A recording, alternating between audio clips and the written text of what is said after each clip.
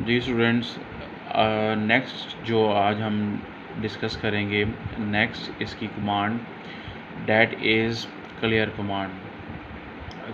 जितनी भी मैं कमांड्स आगे स्टडी करवाऊँगा आपको, उससे पहले जो पीछे हम पढ़ के आए हुए हैं और उनकी काउंटिंग हम आप लोग याद रखिएगा। अभी तक हम एक कमांड्स को पढ़ चुके हैं, उसमें आपने ऑटो कमांड को पढ़ा था, जिसका मकसद क्या होता है, ऑटोमेटिकली लाइन नंबर को जनरेट करना और हमें इस चीज़ की सहूलत देना कि हमें बार बार जो है ऑटो कमांड लिखनी ना पड़े। दूसरी जो कमांड है that is clear command. Clear command हम इसलिए इस्तेमाल करते हैं ताकि आपके प्रोग्राम में इस्तेमाल होने वाली तमाम वैल्यूज़ जो कि वेरिएबल के नाम से डिक्लेयर की जाती हैं, उसको ज़ीरो कर दिया जाए, उसको नल कर दिया जाए। एग्ज़ाम्पल के तौर पर आपने एक प्रोग्राम बनाया जिसमें आपने वेरिएबल के साथ कोई कांस्टेंट वैल्यू डिफ़ाइन की। तो नया प्रोग्राम लिखने से पहले आप क्या कर लेते हैं, क्लियर कमांड इस्तेमाल कर लेते हैं। इससे फ़ायदा ये होता है कि पहले से मेमोरी में मौजूद जितनी भी वैल्यूज़ होती हैं, जितने भी नंबर होते हैं, उसको ज़ीरो कर दिया जाता है, नल कर दिया जाता है, ताकि आगे इस्तेमाल होने वाली वैल्यू और पीछे अगर कोई वैल्यू पड़ी है वो आपस में मिक्स अप होके कोई गार्बेज वैल्यू ना बना दें। अपनी आसानी के लिए हम क्लियर कमांड को इस्तेमाल करते हैं। This command set the value of all numeric variable to zero. जैसे कि मैंने आपको पहले बताया था, इस कमांड का क्या काम है, ये वैल्यू को सेट कर देता है न्यूमेरिकल वेरिएबल को ज़ीरो पे। The value of all string variable to null, open and close all file. Syntax क्या आ जाएगा आपके पास इसका, क्लियर। आपने क्या करना है, प्रोग्राम के जो प्रोग्राम शुरू करने से पहले सिंपल लिख देना क्लियर, तो कैपिटल लेटर में। तो क्या होगा, जितनी भी गार्बेज वैल्यू होगी, ख़राब वैल्यू होंगी, वो ऑटोमेटिकली क्या हो जाएंगी, ख़त्म हो जाएंगी। Example, the adjoining figure show the affect of the clear command. ये साथ जो आपके पास एग्जांपल दी गई है, इसमें एक क्लियर कमांड को क्या किया गया है, एक्सप्लेन किया गया है। इसमें आपने प्रोग्राम शुरू किया, प्रोग्राम में जो लिखा हुआ था वेरिएबल की वैल्यू थी 100, उसको हमने प्रिंट किया। उसके बाद नया प्रोग्राम लिखना था, उससे लिए पहले हमने क्या किया, क्लियर। क्लियर से क्या हुआ कि जो वो आपने प्रिंट करवाई थी ना वैल्यू 100, नेक्स्ट स्टेप में देखें तो प्रिंट एक्स के नीचे क्या हुआ, लिखा हुआ आ रहा है ज़ीरो। पहले प्रिंट एक्स के नीचे लिखा हुआ आ रहा था 100। जब हमने क्लियर कमांड यूज़ की तो ऑटोमेटिकली उसने क्या कर दिया, एक्स की वैल्यू, वेरिएबल की वैल्यू को क्या कर दिया, क्लियर करके ज़ीरो कर दिया।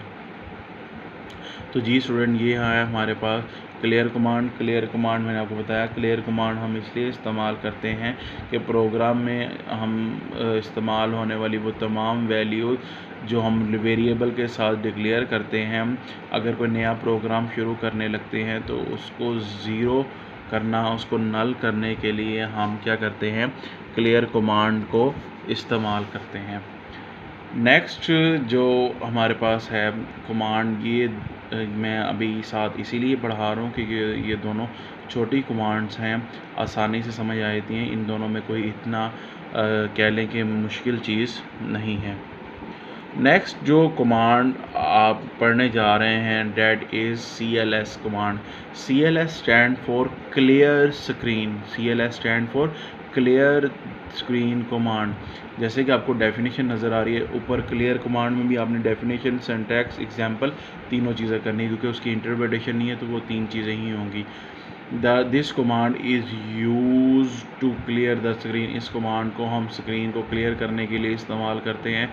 सिंटैक्स इसका जो इस्तेमाल होगा वो क्या है, CLS clear screen, N is a number. अब हम इसका सिंटैक्स को आगे पढ़ेंगे, समझेंगे कि CLS तो हमने समझ आ गई ना कि स्क्रीन को क्लियर करने के लिए इस्तेमाल करते हैं, एन का क्या काम है।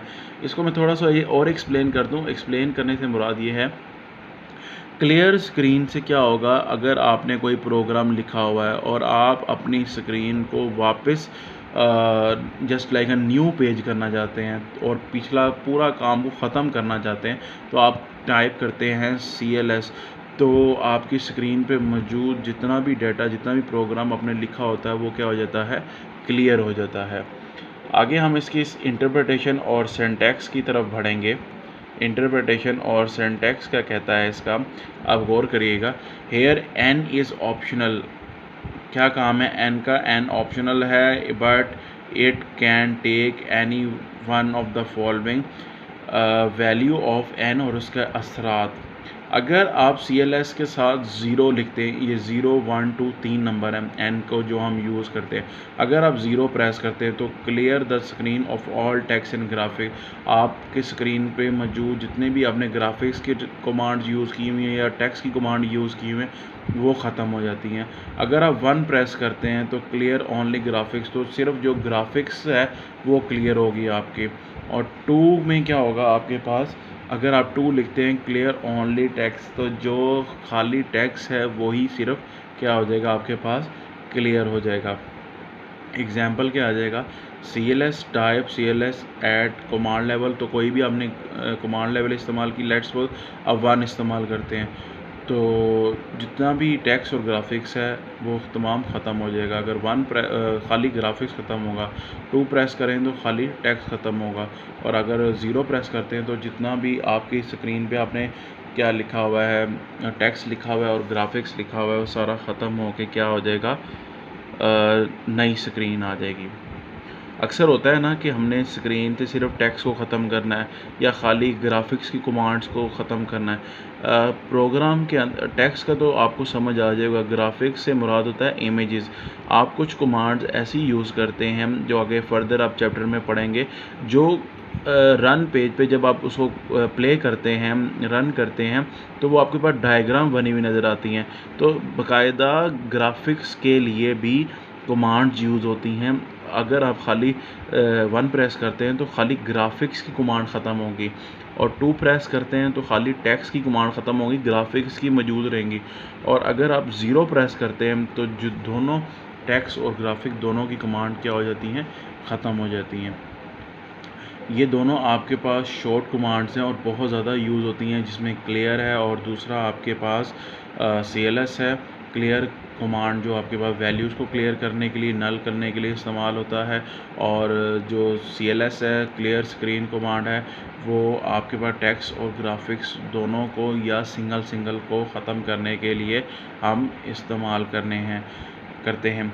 अब जब जहाँ तक रही बात इसको लिखने की, तो आप इसी तरह लिखेंगे। इसकी सबसे पहले डेफिनेशन लिखेंगे, डेफिनेशन के बाद इसका सिंटैक्स के बाद इसकी इंटरप्रिटेशन आएगी, इंटरप्रिटेशन के बाद आप एन की वैल्यूज़ के बारे में बताएंगे और इफ़ेक्ट्स के बारे में, और देन इसके बाद क्या आ जाएगी, एग्जाम्पल आ जाएगी। अगर हम इसमें से किसी चीज़ को छोड़ते हैं तो इसमें सारी चीज़ें आपस में इंटरलिंक हैं। लेट्स सपोज आप डेफिनेशन लिख लेते हैं, सिंटैक्स लिखते हैं और एग्जाम्पल, तो सिंटैक्स में एन जो है वो समझ नहीं आएगा जब तक आप इंटरप्रिटेशन में वैल्यूज़ ऑफ एन को और उसकी इफ़ेक्ट्स को डिस्कस नहीं करेंगे।